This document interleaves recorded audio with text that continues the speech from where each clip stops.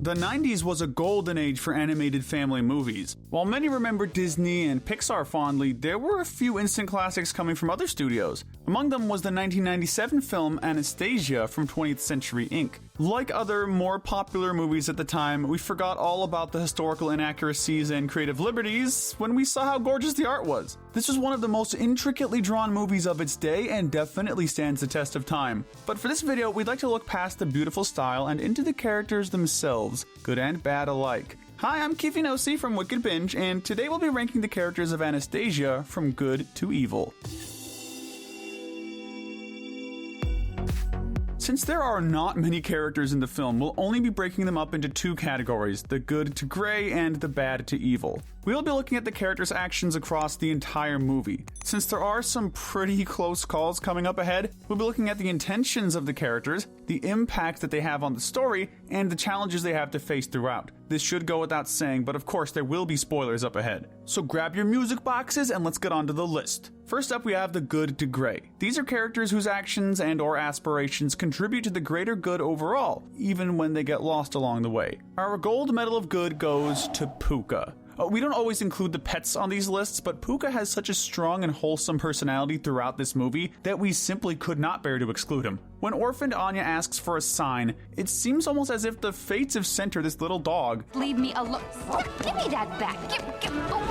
He practically drags her along the path to St. Petersburg, thus altering her entire future for the better. He does more than this, however. Throughout the entire movie, he plays a prominent role in keeping the princess and her traveling companions alert to the harm that pursues them. Taking the silver medal of good is Sophie. We're not going to say that she's perfect. For example, when Vlad and Dmitri bring Anastasia to interview with her, she puts them through a lengthy questioning process without the intention to let them see the Empress. This is made better, or worse, depending on how you look at it, when she plots with them to introduce Anastasia anyway. Small things aside, we think that she's just the sweetest. It's obvious how much she cares for Marie, and how determined she is to help reunite her with her granddaughter. She's also very generous in her dealings, taking the group around Paris, making sure Anastasia looks and feels like royalty before she meets her grandmother. Taking the bronze medal of good is Anastasia. Anastasia's good heart is dragged down to third place only by her hot-headedness. She does have a habit of getting physically violent with Dmitri. Even if it's always an accident, she makes it pretty clear that she's never sorry about it either. She also acts like royalty. This makes sense given the plot of the movie, but there are times where she can come across as entitled as opposed to being grateful to the people helping her.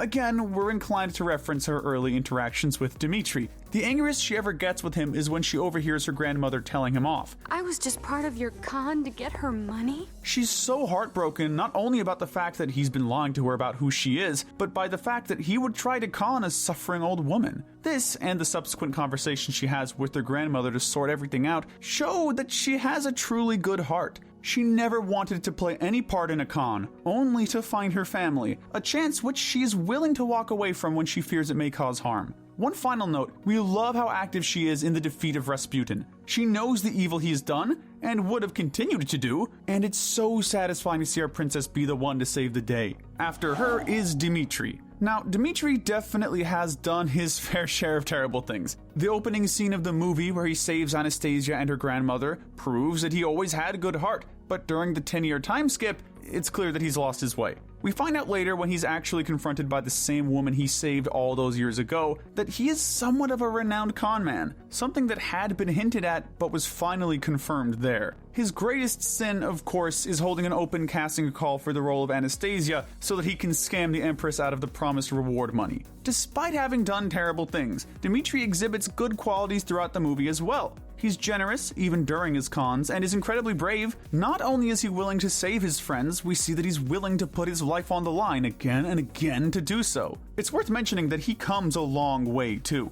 When he sees how his actions have hurt the Empress, and how close he came to costing Anastasia a chance at meeting her real family, he wisens up. He makes sure they're reunited and then doesn't even touch the reward money. He's just glad at this point to see that they're both safe. Behind him is his partner in crime, Vlad. Vlad is also a con man, so he couldn't get off scot-free. Unlike Dmitri, he's personable, courteous, and he gets along well with Puka, which of course scores him some points. It also seems as though he's turning away from his life of crime at the end to settle down with Sophie in Paris. This means that he also has made good progress throughout the journey. It just wasn't the big redemption arc that his friend had. Rounding out this tier is the Dowager Empress Marie. The Empress has been through a lot. More than anyone, we feel like she has a reason to be closed off and at times bitter. That being said, there are a couple of questionable actions that we had to take into consideration. One is the reward money. She offers 10 million rubles to someone who can find her lost granddaughter and then bring her from Russia to Paris. This puts the plot of the movie into action, but it also doesn't make a lot of sense. For one thing, she waits 10 years to send out a search like this. For another, the search only lasts less than a week.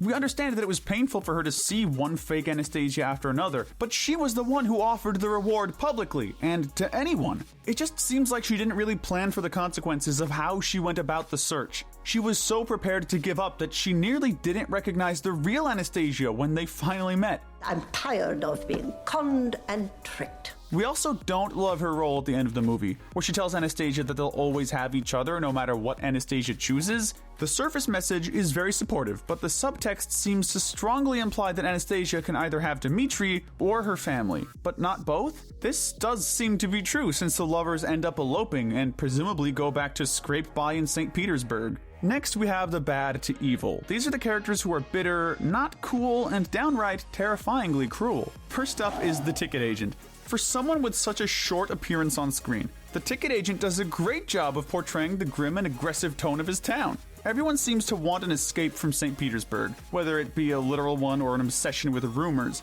The ticket agent just seems to want to yell at those who don't have the proper paperwork in order, which feels more than a little uncalled for. Following him is Comrade Flemenkov. Vaguely villainous name aside, there's nothing nice about the woman that runs the orphanage. We don't know her entire story, but we know that she seems all too eager to get rid of Anastasia the second she comes of age. You've been a thorn in my side since you were brought here. She throws her out into the cold with directions to a fishing village and slams the gate, all the while talking about how she has never been given any respect. Working with children, especially orphan children, requires a level of empathy that we just don't believe she has. Taking the Bronze Medal of Evil are the other Anastasias. So it's one thing to have the bright idea to bring a fake Anastasia to Paris to claim reward money. We've already admonished both Dmitri and Vlad for that very thing, and mentioned how insensitive we felt the auditions were. But it's also terrible to be the one to audition for a role like that. Of course, we understand that these women are probably being incentivized to do so. They would get a third of their award money and a ticket to Paris. But it's also worth mentioning that they'd be the ones doing the heavy lifting of the con and lying to the grieving Empress's face. Unlike the other two involved in the con, none of these women ever get any sort of chance at redemption over the course of the film either. Taking the Silver Medal of Evil is Bartok. Bartok is so adorable that it's hard to stay too mad at him. In all fairness, we also have to bring up that he does eventually turn on his master, not wanting to be complicit in murder anymore. We like that he has boundaries that he eventually learns how to stick to, and we say that with the utmost sincerity. On the other hand, very few of the bad things in this movie would have even happened if not for this talking bat.